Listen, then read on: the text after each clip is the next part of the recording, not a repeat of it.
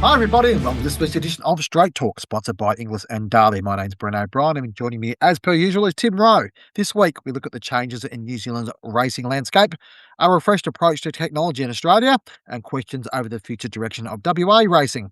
In breeding and bloodstock, Australia's pattern discussion is about to ramp up, success for Blake Ryan, and a look forward to the Gold Coast. While in wagering, the squeeze on the racing industry, white bookies are turning away racing punters, and the black market continues to boom.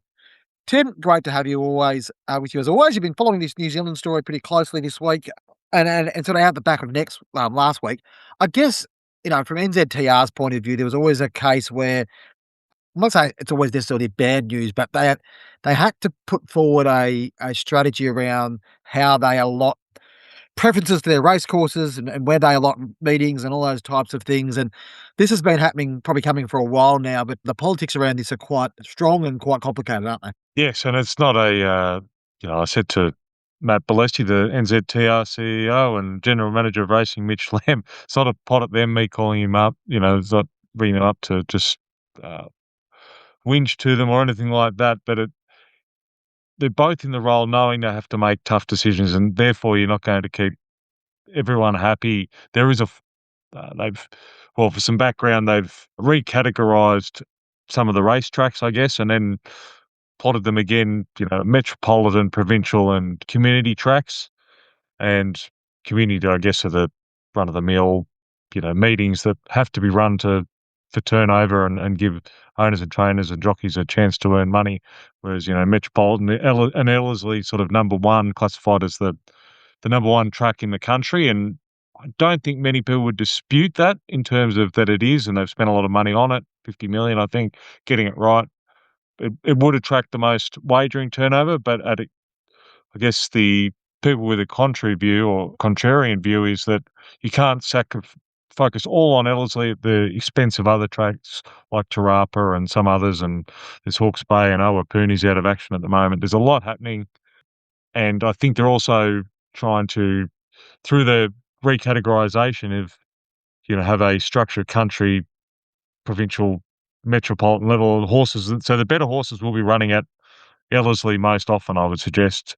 And that, whether that suits some trainers that are located a long way away, I guess you can see both sides. And again, you're not going to keep everyone happy. They are trying to make tough decisions, and the board, and there's just a lot politically going on, and I don't envy them. Not an easy position. And I guess the main one is they haven't announced prize money yet because they're unsure that their financial position or their funding arrangements and how much they're going to get for next season. And those ranking of those clubs will determine how much minimum prize money those clubs will receive as well, or those meetings will be conducted at. Yeah. There's no one here of Matt Blessed and his team being on a hiding to nothing here. I mean, these changes or some aspects of these changes have been coming ever since the Massara report, like a long time ago. I guess, as you mentioned before, Tim, the probably thing we don't know is the financial detail around this and what it's going to happen. And, obviously there has been the sugar hit from the Entain deal a couple of years ago, and that sort of, seems to have run out. There's things that NZTR sort of have to do across this sort of initial 5-year period of the Entain deal. There's a variety of things. I think even for those who sit there and go, well, it's across the ditch, why would we worry about it? We're Australians, we worry about our own stuff. There are a lot of things within this team that have hallmarks of what may need to happen in Australia or challenges within Australia. I'll talk a bit about later on about the wagering challenge for racing in Australia in terms of funding and what that looks like. There's a bit to learn out of this, and I guess, the need for racing bodies to make change and how they engage people. It's an interesting exercise for the Australian administrators to be looking at, isn't it? Well, I think the biggest challenge they got is New Zealand's population, Mm. look at it, is about the same as Melbourne. So you're operating over a huge amount of land or distance, and with and infrastructure costs and things like that, with the population of Melbourne, and how many, the Kiwis telling me they're not as dyed in the wool punters as, say, many of the Australians are. So just culturally, gambling isn't as strong as it is here, which further sort of makes it difficult. And I guess that's where the commingling and getting on Sky One here and things like that, and other, into the States and stuff like that, getting international turnover is sort of vital to their revenue streams, I'd imagine. And so it's not an easy call. Whichever way they side, they're going to upset some people, but they have to make tough calls, rightly or wrongly. And just with also back on that classification of tracks, apparently I've been told it was sort of like that in the '90s, and people telling me to say it didn't work, but yeah, time will tell if they can get it over the line, and how it operates this time. Yeah, just this concept that sort of was brought to my attention this morning by a racing executive of like the need to have objective leadership and that you're not there to be mates with everybody, and which I understand, but it's difficult within the racing context. And sort of alluding to bringing that back theme around about the cooperation between Australia and New Zealand, and there was a project which ended up being, basically falling over, a coordination between Racing Australia and NZTR a few years ago around about, sharing of data and stud book data and all this sort of stuff. It proved a bit of a basket case. We wrote a story about it a couple of years ago. I think it cost either side about $4 million. Racing Australia sort of finally got through that, and this week they finally posted their annual report, which said that they actually, we're in the black this year, which is, in terms of where they sit, so they were happy enough with that. But probably the most interesting to come out of the annual report was that they confirmed that they would be engaging with a new technological partner for a major refit of the SNS, the stud book, and all the other sort of information that's sort of been sitting there for a while. We've been wondering when that's gonna happen. That's gonna happen in the next month. They're going to appoint a partner. That will be very eagerly looked at because this is one of racing's it's an opportunity for racing to modernise more so, but I also think it's a vulnerability, Tim, and I don't think we're alone in that point of view that, the current system is becoming very much not fit for purpose for the operation of a professional racing industry. Well, I defy most people that are sort of day to day or involved in racing would look at Rise or Racing Australia's site for the noms or acceptances and check that out. So if that crashes, the whole industry sort of it grinds to a halt. So it's vital they sort of get to the next level and improve it. Funny they mentioned that. I saw Racing Post have upgraded some of their, or supposedly upgraded some of their website things and form stuff, and people didn't like the change. And I don't know whether they're having to back down or just proving very difficult at the moment for a major technical upgrade that Racing Post are undertaking. So it won't be easy, and people will be used to what they always have seen. But hopefully, certainly protecting that data and making it more user friendly. Yeah, it'll be interesting to see where they can take it, because there is a lot of data there. Having been sort of front and center myself, Tim, when the launch of racing.com as a digital product in 2014 and the reaction from the racing industry there, I don't envy those trying to promote technological change within the racing industry because people do not like change. However, we need change in order to evolve and engage and do the things we need to do. Change is coming to WA racing. We know that, Tim. There's a review underway at the moment, which is quite a significant review. It's become I guess this has become quite a political discussion. There was an estimates hearing during the week where Racing Minister Paul Papalia was quizzed by his opposition shadow minister about various aspects. One of them was around about the possible sell of the WA tab. That's just not going to happen at any stage in the near future because they just don't have a buyer. And Minister Papalia admitted that, said basically we don't have a buyer. There's challenges around or questions around the way that the review's been conducted and what that looks like. And there was even a question about a possible rise in point of consumption tax, which wasn't outright ruled out by the minister, but it certainly was said, well, it gets to a point where, you can only tax people so much before they are disincentivized. Yeah, WA have got some challenges to sort through, much in the same way as New Zealand and, all the other states have got to go through, Tim. But it certainly seems to be a pretty hot issue at the moment in WA about, trying to get it's erupted relatively quickly. It's probably only erupted in the last 6 to 8 months that there's been this broader concern about, the sustainability of the way Western Australian racing is being run. Well, Rawa, posted significant losses and possibly will again this year, and just you can only sustain that for so long, and they do need to. Yeah, so it's coming from all angles again. Who would be a racing administrator? Because they had a blow up with the trainers. Sort of, I think it was sort of September last year, and obviously the review, how they're running 3 codes. That's the other problem. The trots and the dogs as well sort of complicates things. So they've got a lot on their plate. I guess WA is a rich state, so if they are going to, the government agrees to pump money into it, they probably can, as opposed to Victoria and some other states. So it'd just be interesting how they can reshape it and balance the books and make it sort of break even at least, and make it rewarding for participants to continue to reinvest. Because WA thoroughbred racing at least has been a good place to race a horse. A few friends have got horses over there, and nice horses that have done well and paid their way, and you're sort of racing against your own over there. if you're looking at buying a horse, it's not a bad state to race it in. I guess all these things we've spoken about in the last sort of 10 minutes, Tim, like there are similar themes throughout them. So it would be nice to have, especially in Australia, a national approach to try to solving some of these things from a national level rather than having to reinvent the wheel state by state. And, that's part of the challenge that racing has is to, solve these problems because it is, they are all challenges that the industry face and some of them are quite universal. Moving to things on the track now, Tim. We have the Queensland Carnival now in full swing. Doomben Cup, the size of the field's probably slightly smaller than you'd like, but plenty of intrigue in the race. And any race with Pride of Jenny is always going to cause plenty of interest. I know the BRC have put up, I think, yeah, I think we were there at this race meeting last year, actually, Tim, weren't we? We got a free beer when Antino won, but they put up some, an offer for the people on track to get a free beer again if either of two runners wins, and so some positive aspects around that. But I mean, I guess, as far as 2,000-metre Group 1 races, wave for age races go in Australia, the Doomben Cup's probably not in the top 2 or 3, but it's always an interesting race, isn't it? I think it is. There's you couldn't pretty much every horse has, won recently or shown some glimpses of form, and so I think even though there's no third dividend, I think punters would have, pretty bold opinions on obviously Pride of Jenny, whether she can run 2,000 and just her racing style. Half Yours was pretty good second up in that race the other day at the Hollandale. So, and Chris Waller's got Birdman was good at the same race. Asterix won 2 this prep. So Vauban, it's a good horse and form around, some nice horses as well. So there's plenty of angles for the punters to take from just a racing purists or fans point of view. Also, it'd be an intriguing race to watch if you're not betting in it. So no, I think regardless of the field size, I think it's fine. Yeah, and I think like half yours is transformation to a possible weight for age horse. We would love to see him step up and be a serious weight for age horse and tackle those good horses in the Cox Plates and that this year, given what he was able to do in the Cups last year.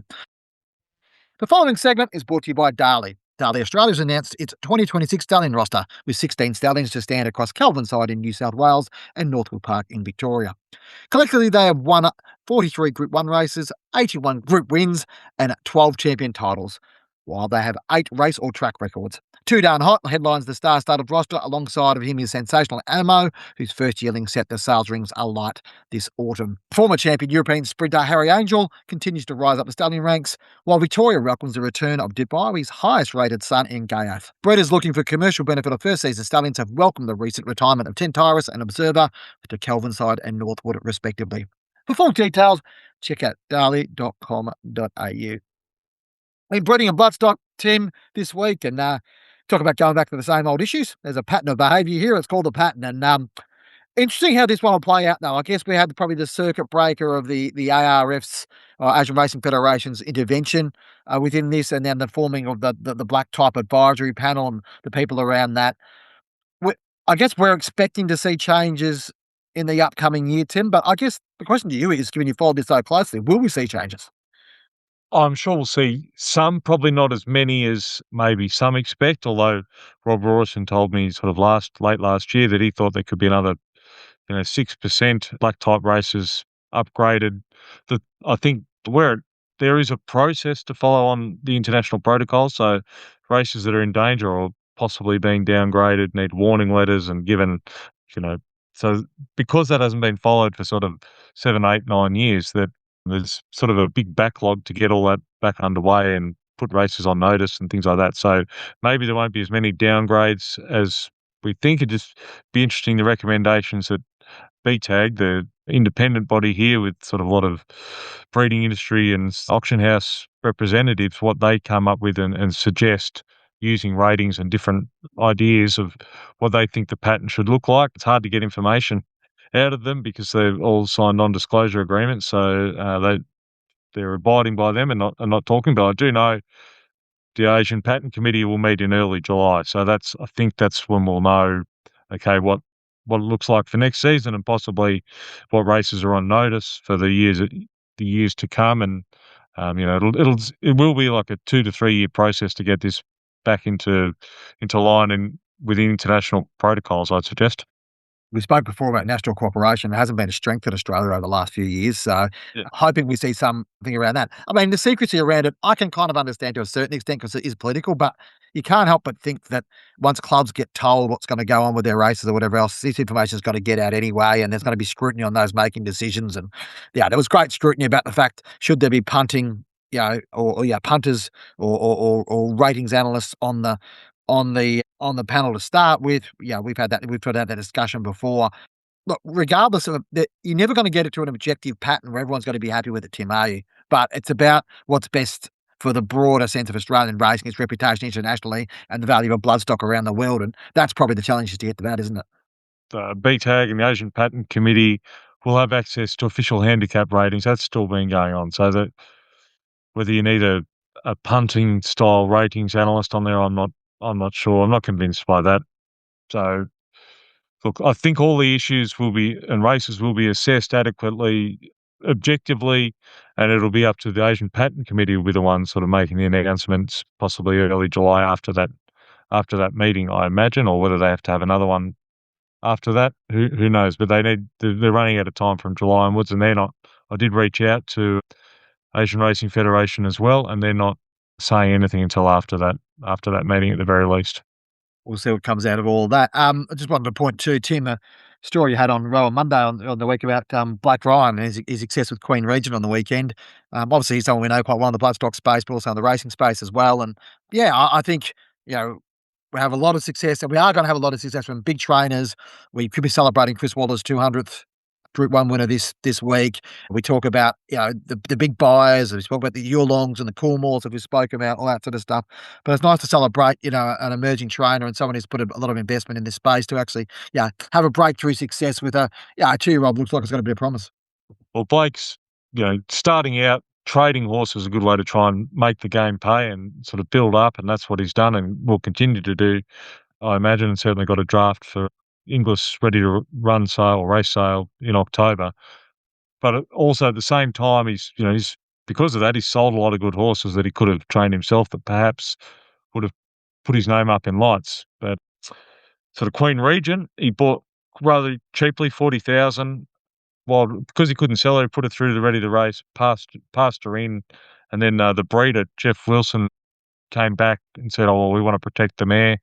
Have you got any equity left?" And the breeder took 75%, and she showed a lot of well, Blake told me he thought she'd win on debut at Hawkesbury. Went to pieces in the yard and sort of the tie-ups and behind the barriers and was gonna tip her out, and then Henry Field from Newgate sort of said, "Don't forget," or they'd already put the Woodland Stakes on the radar, and he assessed it. The form out of the Hawkesbury race sort of was stacking up pretty well, and he went there 150 to 1. Didn't think he'd win, but thought ridden colder with cover that she'd run a decent race, and she got the breaks and won a valuable listed race.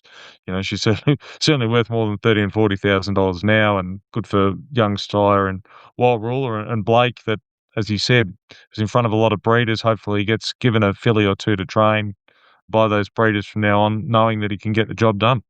When I was looking through, you talk about Wild Ruler, Tim, when I was looking through the Rothfire's career the other day, I was looking back to when he won that Group 1 as a 2-year-old, and obviously there's an article during the week that he became the first that we've found so far, and we've dug a bit in that to win a 2-year-old Group 1 race in Australia and win a Group 1 race as an 8-year-old. One of the horses he beat in that 2-year-old Group 1 win was Wild Ruler. And now we've got Wild Ruler coming along with stakes winners and already being a stud and all that sort of stuff. So it's amazing how time works out around that. Our attention, Tim, will turn when you'll jump on the plane tomorrow and leave the rather cool Riverina climbs of Wagga to head up to the Gold Coast. I'm heading up on Sunday. Obviously, we've got the National Wheeling Sale on Sunday. We've got the mare's sale on Tuesday, Wednesday next week. We've also got the yearling sale coming up. What are you expecting out of this sort of week or so on the Gold Coast, Tim? I mean, what are you expecting the vibe to be and the enthusiasm to be? We probably got some okay vibes out of the chairman's sale, and the Wheeling sale for Inglis was quite good. Are you expecting sort of the market to sort of continue on its path, or is there anything else you can see could be happening? Oh, I think it'll be similar for the weanlings, first of all, those that probably breeders that are taking weanlings that, are select sale quality, and they're just selling them for cash flow, not because they want to try and get their numbers down necessarily. I'm sure they'll get very well paid. Those that, again, people aren't going to gamble or take too much risk on horses that either don't vet well or just probably buy unfashionable stallions it's very hard to pick that. So if you sort of got the year wrong with certain matings and things like that, you'll probably get punished. But if you've got the right ones, and obviously home affairs at the moment and stay insides, young stallions going really well, they'll be popular. And same with mares in foal to those young stallions. People wanting to get access to them a year earlier will be popular. And then the fillies off the track. I think Magic Millions have done a good job this year attracting their fair share of the quality mares off the track. It is And very it wasn't competitive when it them and wasn't a Inglis. great lot of quality mares, was it, Tim? I mean, the reality was that the ones coming off the track weren't as strong, and they kind of both sales companies knew this sort of 6 months ago, and it was unlikely they were gonna have, 6 or 5 or 6 superstars to try to sell. Well, that's right. I think Benedetta was sort of seen as the number one at one stage, and obviously no one could have predicted Cheyenne, the two-year-old, was going to be put into champions. But beyond her, it is sort of there's not that many going to auction or available for sale this year. Obviously, Yearlong have bought quite a few privately, fillies and things like that. But yeah, so I think of the ones that are available, Magics have done a good job, and as I said, got their fair share, a few from New Zealand, and I'm confident they will sell very well, and down to the horses that are or mares that have probably got two-year-old form and things like that that are deemed commercial, and breeders think they can probably get square in one or two matings perhaps. They'll sell well, and below that, again, it'll be if you sort of third cover mares, you might struggle a little bit. That's just people don't want to take that risk where you'll be exposed by the time the foal gets to a weanling or yearling sale with 2 and 3-year-olds on the ground, perhaps not performing. Conversely, you can get value as a buyer, and if you get it right, you can get very well rewarded. Question without notice here, Tim. I sort of a couple of people have sort of mentioned to me lately that they believe the private mares market's been quite strong this year, and the agents are working hard in behind the scenes, perhaps to try to not get, they, to convince, that some of those bigger buyers that they're worthwhile buying off market. I mean, have you heard any of that, or is that just sort of general conjecture at this time of year as we sort of look through these sales?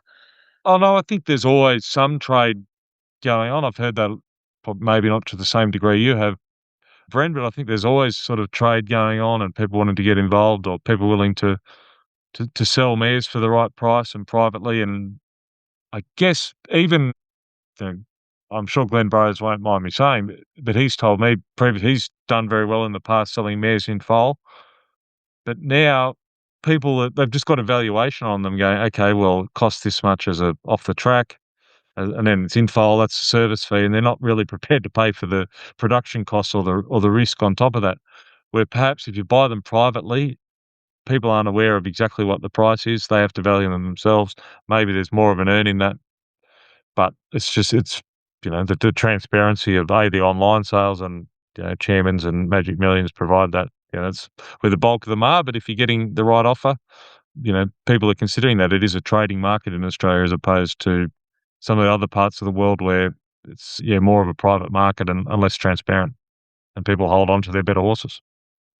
The following segment is brought to you by Inglis. The progeny of some of Australia's most appealing young stallions are set to take centre stage at next month's Great Southern Weaning Sale, for which the catalogue is now online. A total of 430 lots have been catalogued for the sale, which we conducted over 2 days at Oakland Junction, Thursday, June 11th and Friday, June 12th. Selling will begin at 1 p.m. on June 11th, where the first 160 lots will be offered, while Friday will see the remainder of the catalogue plus supplementary entries offered from 10 a.m. The catalogue includes the progeny of 105 stallions. Previous graduates include Blue Diamond winner Streisand and undefeated Kiwi Group 1 winning 3-year-old Well Written. Check out english.com.au for the full catalogue. Tim, finally in wagering, and I've had a bit of a rant today about some issues within the racing industry, not rant, but some issues within the wagering and racing industry and the connection between the two. I guess for a while, and I've put this in my newsletter today, we've known the fact that sports betting is sort of taking share from racing industry overall. There's a degree of crossover between the two. I think we've spoken about this before on the podcast. What perhaps hasn't been anticipated is that some of these bookmakers would be actively suppressing racing turnover because of a couple of reasons. First of all, the cost of fielding on racing, which has been a concern that's raised for a while, and in more recent times, we've seen what's determined as the risk of customers, and I guess what's been said by the bookmakers to be anti-money laundering and know your customer concerns. We've had Tabcorp obviously going under their Austrac investigation. We spoke about the cash punters being possibly pushed away there. We had PointsBet come out during the week and say, oh, we're actively pushing away high turnover racing punters because of risk. Now that word risk that we talk about, regardless of why and motivations or whatever else, at the other end of this, the racing authority is sitting there going, okay, well, how are we supposed to predict what our revenue is going to be this year, given we're so heavily dependent on wagering? Am I right in feeling a little concerned about this, Tim, that there's a path that this may go down? If people are getting more and more pushed away from racing, there will be pain in the racing industry felt at some point, because while we've seen a sort of a cutback of expenses and some trimming of prize money, we haven't seen the sort of great correction we expected to see in sort of the post-pandemic wagering slump, which saw turnover drop by sort of, roughly 25% over the space of 3 years. Well, it's a difficult one to predict. Look, as a racing person, I still think betting on racing is the best gambling product out there by a long way. So maybe I'm diseased in that regard. That's for a long time. So I I'm s- I very rarely have a footy bet and things like that. Although points bet says otherwise. But anyway, there's a few. Yeah, I look. It's come off the highs of COVID, but is it a disaster? Maybe it's just the costs and the prize money levels booming there that we're always going to be unsustainable. We've just got to get to that expectation and dragging that back, and the PRA sort of battling that to go, okay, actually, we need to take the prize money back because we are sort of pre-pandemic turnover levels, which are healthy enough. There's obviously challenges with bookmakers and things like that, but or the costs of betting, but it's still or bookmaking, but it's still I still see it as a positive medium. We can sort of delve and get too negative here at times. I'm pro racing punting. Yeah, and as am I. I guess the challenge is where the bookmakers are pro racing punting.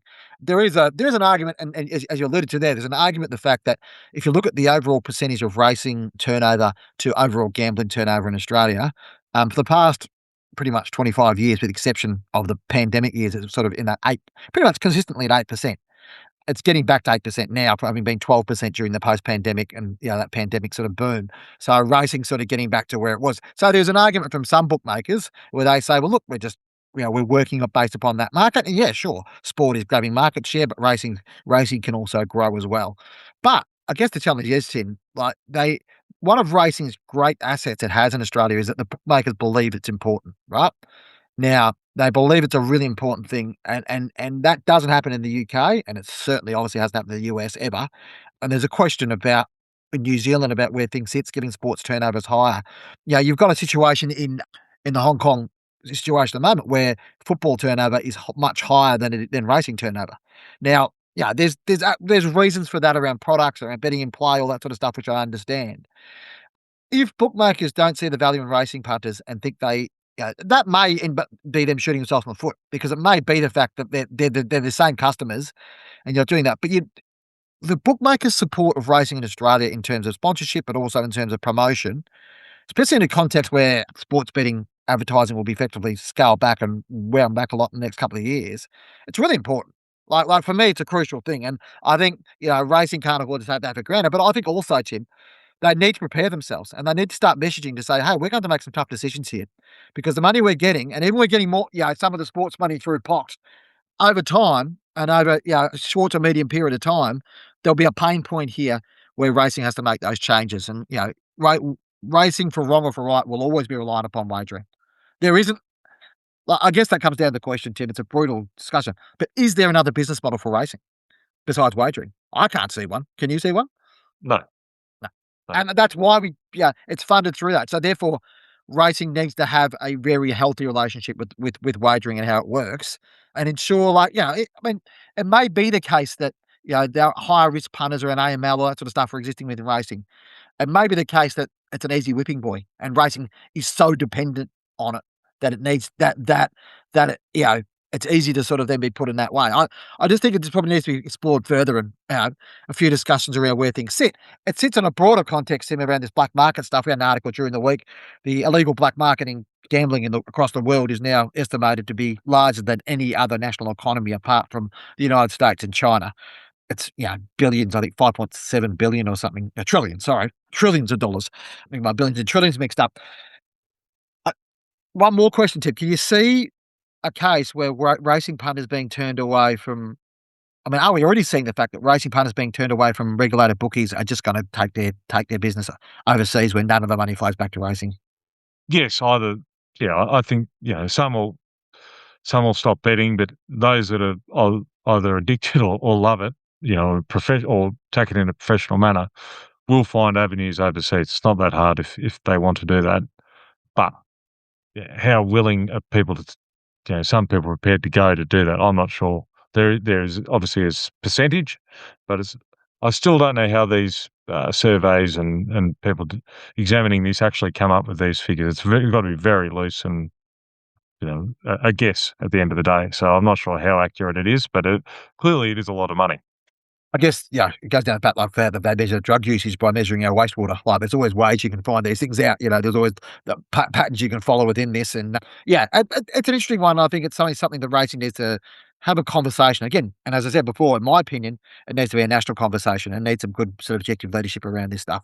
Anyway, thanks for joining us on Straight Talk, brought to you by our sponsors, Darley and Inglis. Don't forget to give us a rating wherever you're listening to our podcast, and be sure to subscribe. Tim, before I round up, is there any shout outs you want to give to anybody before we round up for the week? No, but I'm looking forward to getting to the Gold Coast. But I know you just published a story, Bren a Tabcorp Yes. appointment. Paul Jetkovic, I think, sort of tackle the Austrac and handle those sort of issues for Tabcorp. I did a little bit of due diligence with someone who worked with him at not at Austrac but elsewhere. Said he's a good fella and he's, how would I put this, strong-minded, and he's very good at his job, and so I think he'll probably a good appointment there for Tabcorp and I'll trust this person's opinion. Tim, with detail and dedication like that, you get a job in Racing Victoria, checking people's background like that. The way, but again, appreciate your your added insight around there. Yeah, so an appointment there, a key appointment within Tabcorp. Check out thestraight.com.au. I'd actually forgotten I'd written that story, Tim. I got so involved in the podcast, so thank you for Yeah. bringing it up. It's always important. Thank you for your time, and we'll talk to you again from the Gold Coast next week.